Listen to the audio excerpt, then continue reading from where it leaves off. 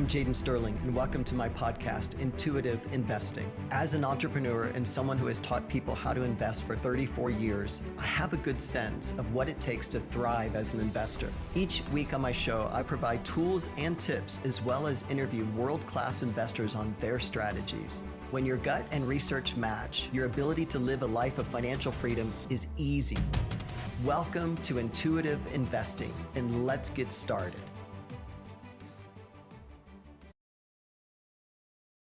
Hi, welcome to the Intuitive Investing Podcast. I'm your host, Jaden Sterling.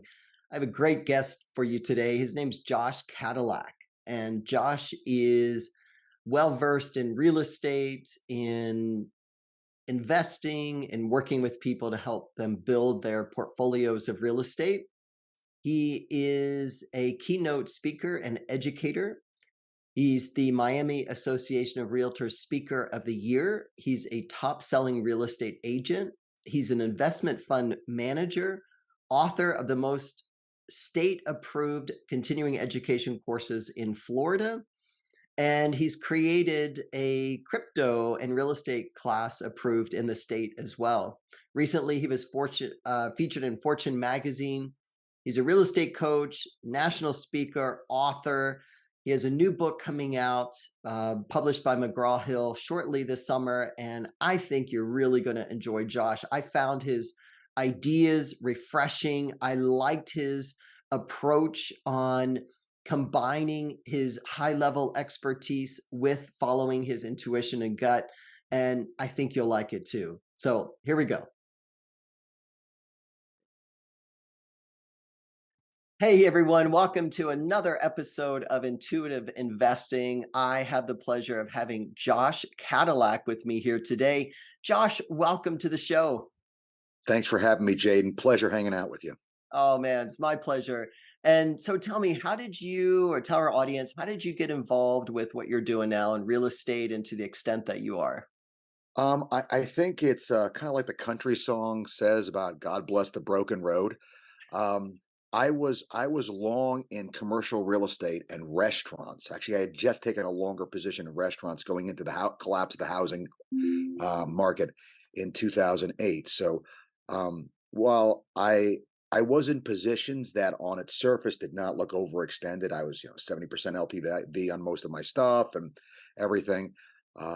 We got absolutely obliterated in that. We had a restaurant concept that was really good, was doing well, and it was opening at just the wrong time though. So we had this nice run up for a few months. Then the entire everything, people just stopped going out to eat, and those took everything else with us. We had waiting lists at properties that tenants to down to 60% occupancy with 20% of those people not paying, and so I had to start all over again. And I knew real estate, and so I went in as a real estate agent to start, building back what I had lost. And from that, obviously, the investment side of it was something I always had interest in. So I started working with a lot of real estate investors, eventually buying non-performing mortgages, putting together a real estate investment fund of my own, got my construction license, doing the construction work for it, and in the process of doing it, I recognized that there were a whole lot of things in real estate that were done particularly poorly. And one of those biggest things was education in general. They taught agents things that kind of solved it's kind of the NyQuil of education. Like it helps with the symptoms, but it doesn't cure the underlying problem. And so they weren't curing the underlying problems that real estate agents had in their business. And one of the key problems being they don't understand the investment value of the product they're actually selling. I mean, I'm not going to sell a residential property to somebody. I don't care if they're VA, first-time home buyer, low income, whatever. I'm going to have an investment conversation with them because I know if I can explain to them the investment value of that piece of real estate they're buying to live in, it's going to make them a more motivated buyer. They're going to understand the importance of acquiring that asset and adding it to their portfolio. If that's the only thing in their portfolio, it's probably the best business decision they've ever made. And most residential agents that are out there just slinging houses trying to make commissions, they don't understand how much they help people. And the wealth building properties, if you will, pardon the choice of words, but the wealth building properties of real estate especially the primary residences that we sell people. So that's kind of where the passion for the teaching thing has come from. Then from that's come the 35 courses, the two popular books that I've written, and all the other things. So Yeah, you're a busy guy, these courses, and then you're doing your continuing ed globally. Is that right? You had a course yeah, no, approved. I, it's all over, man. Yeah. It's awesome. Good for you. So, what have you done to build s- such a broad and successful business? Because I don't see that often, Josh. I see, a lot of times I'll have a guest on and they'll talk about how they've built a business with maybe one or two verticals. I mean, you're into crypto, you're into an investment fund, which I want to hear more about, by the way. So, how do you, I mean, I can tell you're a passionate guy, you look fit. Like, what do you do to keep all this going in such a successful way? The word I like to use, Jaden, is ruthless, and I'm ruthless not with people. I actually one of my standards in life is I try to be as generous with my time as I possibly can be. I mean, I was teaching a class yesterday, and a lady came up to me, and she really needed to talk and whatever. I wound up missing lunch. It was my only break for the whole day, but I spent my whole time trying to help this lady out because you know what? As I was thinking about it, I've eaten a million lunches. This might Mhm. really mean something to this lady. This might matter. So not ruthless with people. Very much, I believe very much in the opposite, being as generous with people as I can be.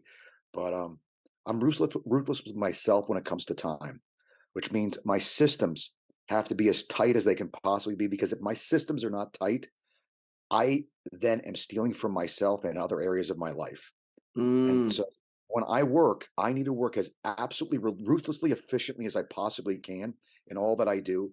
And I need my systems to bolster me, not just in process, but also psychologically. Because one of the big things people do is they go to work, they work hard, and then they leave work feeling guilty about all the things they didn't get done. But they never really defined to themselves what they needed to do on the way into work. So for me, I go into work every day knowing exactly what I must do in order to have my business become more like what I want that business to grow into. And so when I do all that, when I complete that list of tasks, I go home and I completely forget about my business. I Oh, go okay. disengage entirely. And that is the only way that I found that I've been able to take and do this thing and to handle the volume of stuff because that frees me up to do the creative part, if you will, which is to write these courses, to write the books. I need to have my bandwidth free to kind of noodle through, sit there and play a board game with friends. And then, in the back of your head, you're solving that problem, right? Like, how do I how do I get that right? How do I solve that? And how do I make a compelling case for that?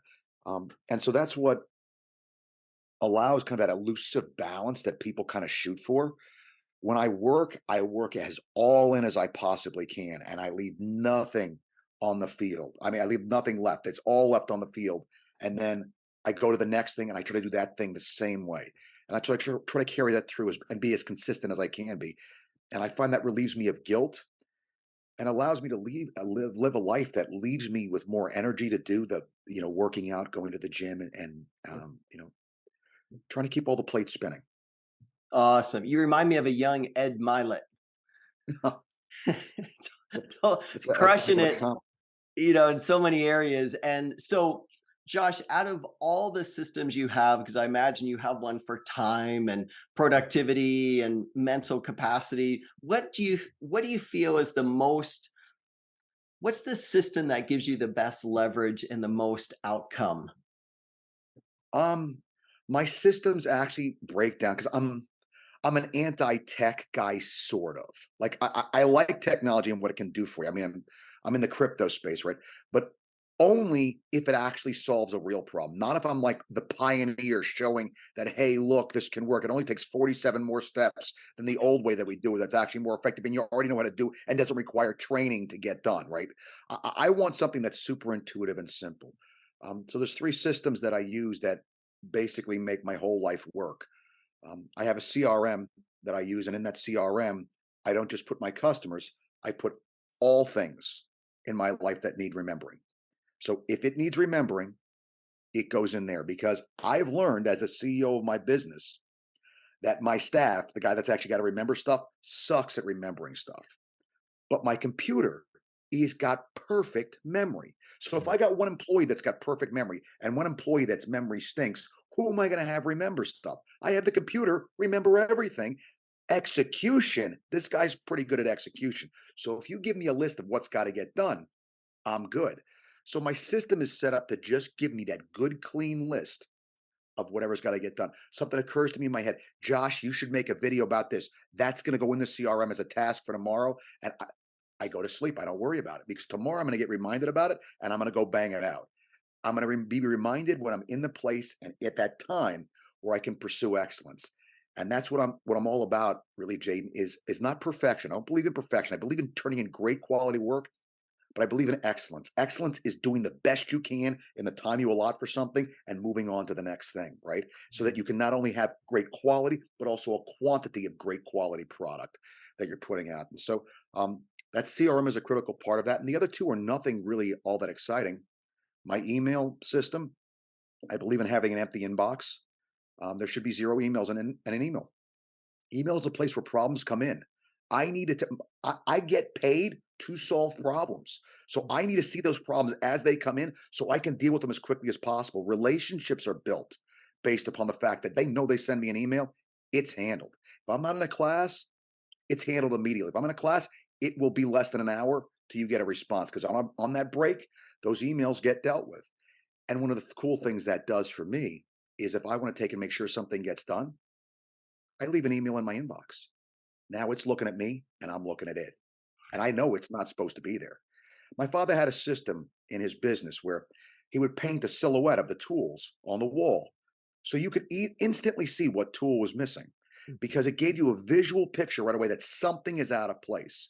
My email system does the exact same thing with negative space. There's something there and nothing is supposed to be there. So this is something that is a flashing red, that stupid, the red annoying light that flashes in the submarine on all the submarine movies that makes it like impossible to watch the movie.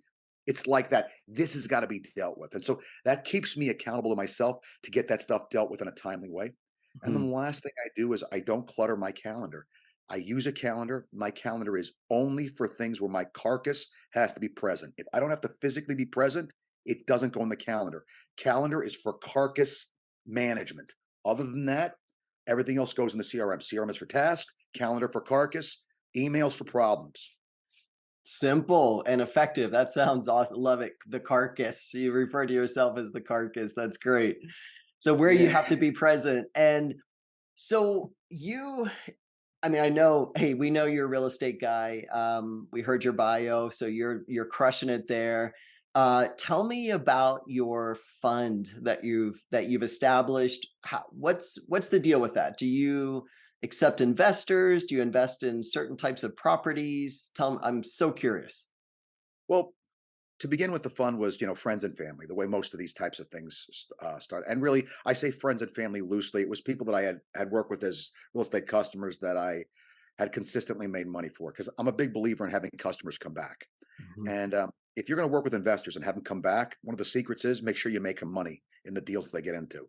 So if you talk to me as a real estate agent, as an investor, that conversation is going to sound way different than most agents because my first concern is not about my commission. My concern is about all the commissions that I could possibly generate from you by doing great work for you, right? I don't want to close the deal. I want to close you. I want you to never want to do a real estate deal that I'm not a part of. That's my goal on the way in, which means my job needs to make sure you're happy, which as it turns out, your goal is to be happy too. So yours and my goals are finally aligned as customer and agent, right? Mhm. You're going to reward me with those commissions going forward if my quality of work demands that. And if it doesn't, then you know what? That's on me. I suck and I got to own that. Mhm. The retention rate in my business is 12%. 12% of customers come back and use the same agent twice. Any other business, Jade, you tell me, you'd be out of business, right? Yeah. Could never stand. So because I've always approached my customers from the standpoint of they're going to come to me worried about something. Every investor I've ever worked with, they're worried about this, that, or the other. Well, the market, what's the situation with the rentals? Do you think there's going to be a downturn? I take whatever they're worried about and I add 50 things to that list. And I say, now these are the things that are going to take and mitigate those things. These are the mitigations for all of these things. Are you comfortable with that? Because you and I both know, right, Jade? There's a risk profile to everybody. Everybody has their risks they're comfortable and not. I know people that jump out of perfectly good airplanes with parachutes on their back. They're okay with that risk. Yet I ask the same people if you'll invest in real estate. They're like, no, that's scary. Like, okay, if your thing goes wrong, you find out how many times a human being can bounce. My thing goes wrong, I lose money, and you think my thing is risky. I think your thing is nuts, right? And so sizing the investment to the investor, taking and giving them a clear, comprehensive list of what the risks are and what the return is. The class that I just finished the other day was a short-term versus long-term rentals, which, as an agent, seems like it should be a pretty simple case to make, but it's not. There's a laundry list of differences between the two, both how the state handles it and all kinds of stuff. Well, how do you present the case to an investor? I'm going to take and get the financial difference. So here is your financial incentive to go with a short-term rental. Here is the list of aggravation, additional risks, differences in risk, differences in all the differences beside the financial component. Now tell me, is the difference in income support these extra risk and aggravation differentials that you're taking on? If you make the case that way, you've now spoken to the two things the investor cares about, because the investor only cares about risk and return. So Right. using that method of working with my investors, I had built kind of this cadre of loyal people that like the way I do what I do. And so we had formed some more relationships. We were able to get access to non-performing mortgages from a pretty decent source. Instead of getting, the very end of the line when you're buying the stuff at 75 and 80 cents in the dollar, we were getting it like 60 and 65 cents in the dollar, which is basically goes directly to your bottom line at that point. That extra whatever that savings is on purchase, and on a differential cash flow, the lower you get that in number, the Mhm. better that overall return looks. So I was able to parlay what I knew and what I was doing to become a principal in these things with very little money out of pocket and getting a differential, um, a much preferred rate of return on my money over my investors' money. And I made a lot of money back, built my portfolio back from that. And so the non-performing mortgages was really what kind of where we got into it.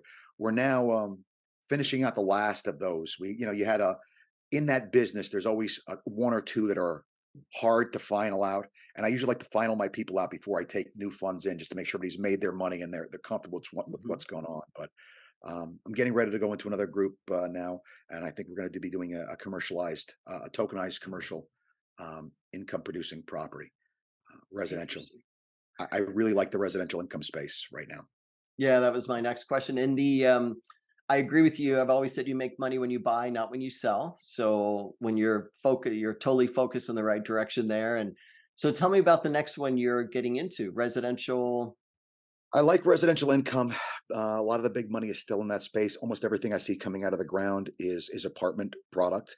Mhm. What's nice about that is, it always gives you the option later on if the environment changes to do condo conversion and get back out of your position if you want to. And I think there will be, as there was in the late '90s, there was a condo conversion market.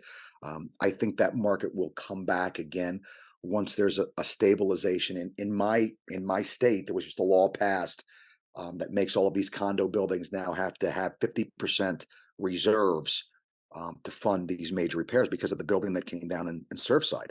Mhm. So that is a major change. And so the short term outlook for condo product for me is pretty bad. Their association fees are going to go up significantly, and that's going to make the cost to live there significantly more.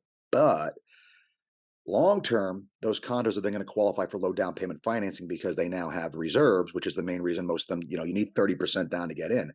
So I think the condo product on the long term is going to become more appetizing if the reserve start to become fully funded in those buildings. And so I like the outlook for a potential condo conversion a few years down the road. But the idea of doing a tokenized asset, and especially if we can do one that's a Reg A, where we're thoroughly vetted by the SEC, a Reg Mhm. A plus, and I can get that token value down where we're now bringing investors in that normally are not investors. One of my passions is the first book I wrote is a book called The Roadmap to the American Dream, and it's basically taking all the investment knowledge I picked up from my dad and from all my time doing what I do, and giving it to folks. Written kind of at an eighth grade level because when I got to tell you, Jaden, I didn't go to college when I got out of high school. I had businesses going. I went back when I was 30 to see what the hell I had missed, and I was blown away at how bad it really was. Yeah. There was absolutely nothing in there in any way, shape, or form that was ever going to help me pay back. If I had borrowed money to do it, there was nothing in it that was going to tell me anything, even to understand what I had done by borrowing the money. Nobody ever sits there and says to a college kid, this is a business decision. What kind of rate of return can you expect? You're going to allocate 4 years of time that you're taking out of production, and you're going to take that's your purchase price, right? You talked about the front end, Jaden, how you measure the rate of return. My front end is how much money I put in, how much time I put in. How am I going to get am I going to be 50 at my break even point? Oof, kind of rough, right? So that book is kind of on that. And so the idea of tokenization gets me very excited because the idea of lowering the cost threshold for people that normally can't participate in real estate transactions to now be able, because that we've crossed that threshold, that cost threshold has been crossed. I no longer need $100,000 to be a participant. I can get in with maybe $100. Well, gee, at $100, one of the things that always breaks my heart, they ask people that are poor what the investment tool they most use is. Overwhelmingly, the answer is lottery tickets. Oh, oh, And that's so pathetic. it is the decisions that the poor make more so than anything. They want to tell us about, all sorts of controversial things like race and whatever. Mhm. Overwhelmingly, it's the decisions that people make that keep them where they are. And you can see that because depending on where you go in the country, the people don't look the same, but if they make those same kinds of decisions, they wind up in the same place. And Mhm. so I want to take my passion. It's why I go and speak in high schools at times and things is to help people to make better decisions, to see. I want them to catch the fire in their belly for investing that I'm sure you have. I Mhm. know I have. Because all of a sudden, this money I worked so hard for, I got it out working for me too. I got a team working for me. And once you get that, you realize it is the best way to protect yourself from the machinations of governments that want to inflate their currency, as we've seen in our own country. Who Mhm. got killed? The group that disproportionately got hurt was the middle class because they played by the rules. What are the rules? Make money, put it in the bank, and save it.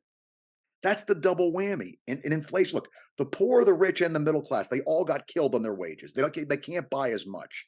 But only the guys, the guys that took the suckers bet and put their money in the bank, they're down. I mean, what do we had? We had 7% in 21. 22, we're going to be at what?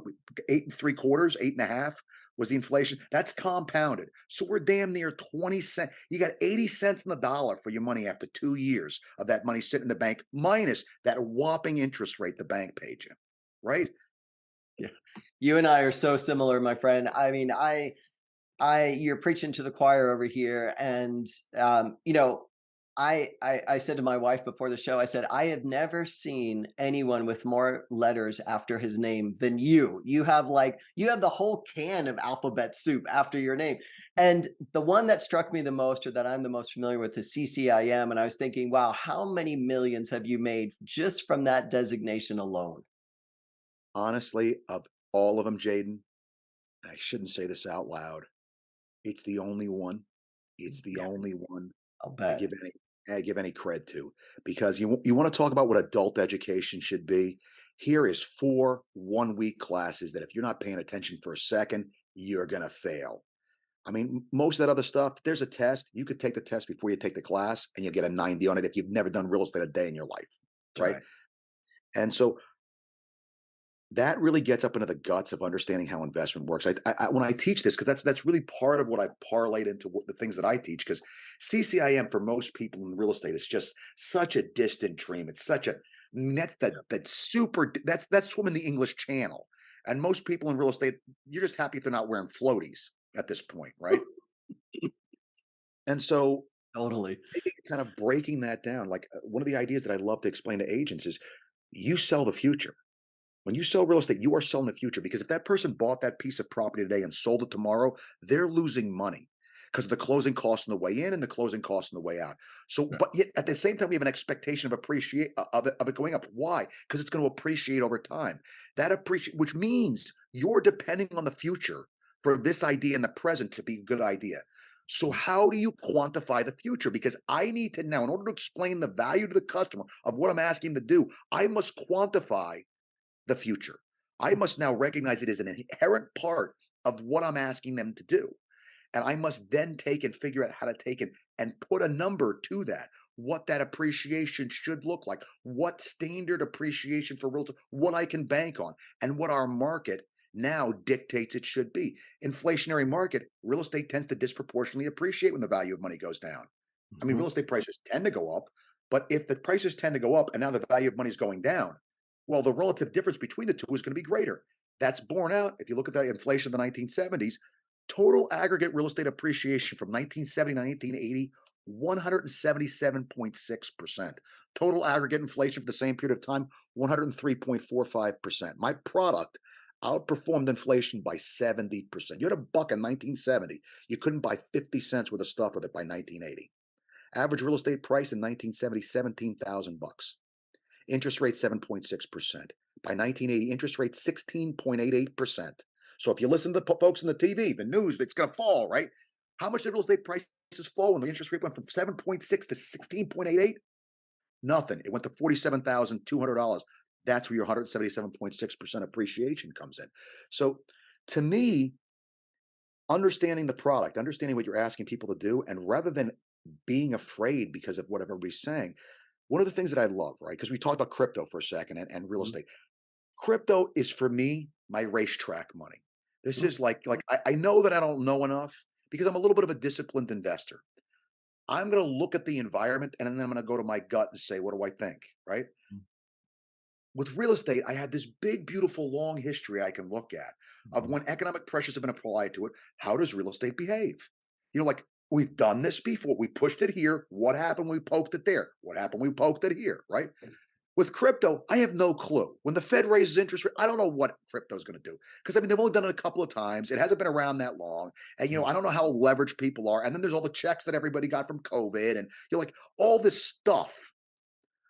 So, you know, when we're taking and trying to quantify what information matters and what doesn't, what's really good that people should have, what CCIM peddles is that understanding of cash and time, of money in and the time that money is working, and what that money has to do in that time in order to compensate me for the opportunities that I've said no to by choosing to take and invest in that thing.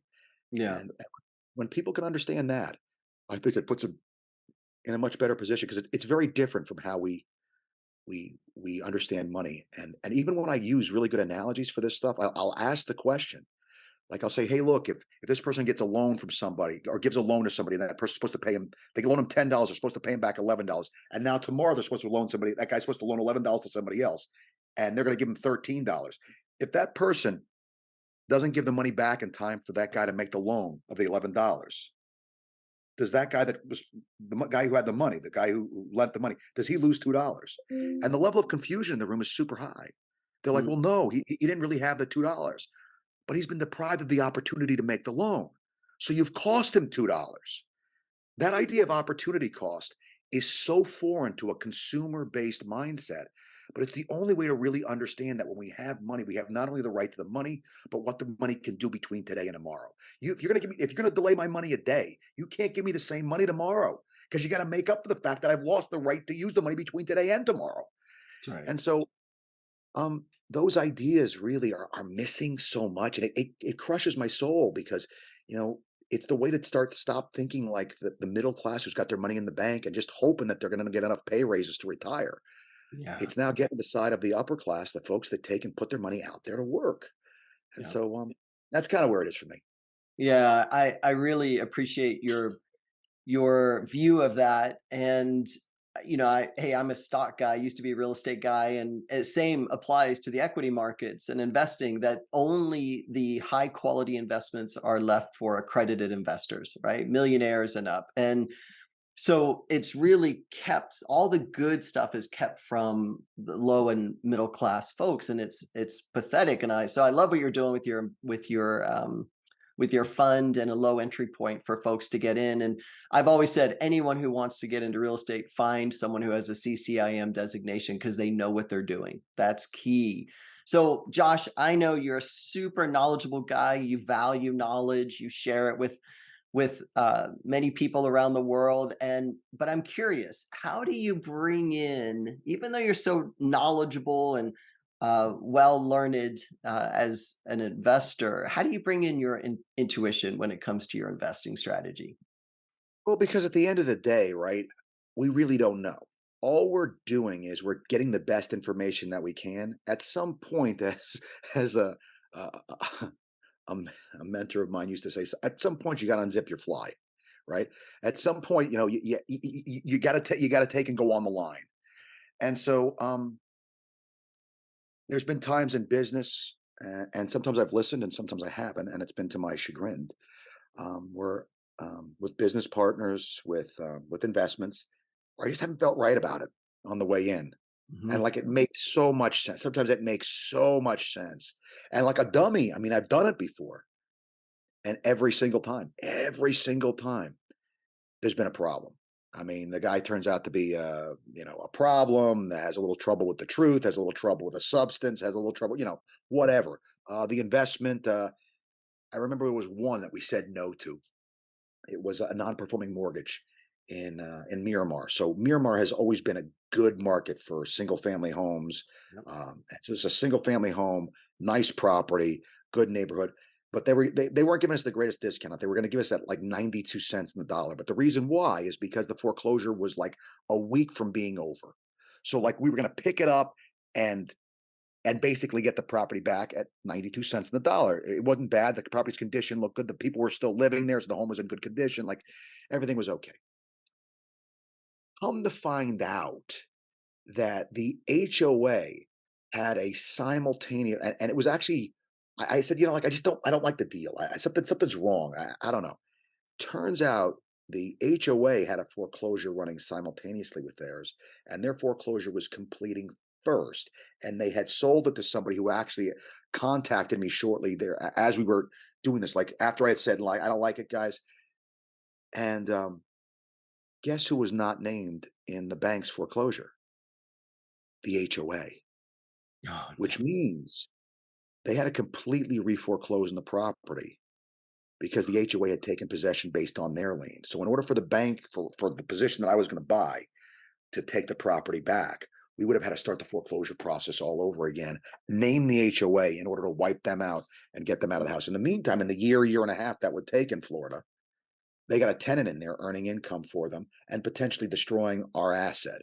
Mhm. And so that was one where, I listened and it worked out well. Other times, not so much. I hear you. It's a tricky thing when you get the guidance, but if you don't follow it, then that could lead to more difficulties. I remember as a real estate investor, I was sharing with you in the early 2000s, I'd buy commercial properties and mixed use properties, and I honed my ability to connect in with my intuitiveness and my gut feelings where I could stand in front of a building, Josh, and if my body moved forward, I knew that building was meant for me. If my body moved away or back, I knew I shouldn't purchase it for my portfolio. And it's kind of like muscle testing, right? Like if you muscle test supplements and things that work for you, you can really hone in on the intuitive part to either convey that, yeah, this is a good purchase, so confirmation, or confirmation of, oh man, this doesn't feel right, this is, let's just Yep. not even consider it. So yeah, thanks for sharing that. That's interesting. And Josh, man, it was, can you, this show just went by so fast. Tell our listeners and our viewers, where can they find you and hear all about your work? Well, closeforlife.com is probably the best place to find me. I have a brand new book coming out July 11th is currently the date with McGraw Hill. It is actually available as of just now. Today, I got the news that it's on Amazon for pre-order, and the book is called Close for Life. So, if you're a real estate agent or you're just anybody that wants to kind of get a handle on themselves in business, because I don't feel like you can get a handle on your business until you get a handle on yourself first. Um, that's what that is all about. Is kind of all these life lessons from my dad and from other business people that I picked up along the way to uh, to try to start building something that's meaningful. There's Mm, nothing worse than having a work that you go to that is something you're doing to get to the rest of life. Work should be a crown jewel in your life. It should be a part of this thing that you just love, and it reflects who you are and who you want to be, the best parts of who you are.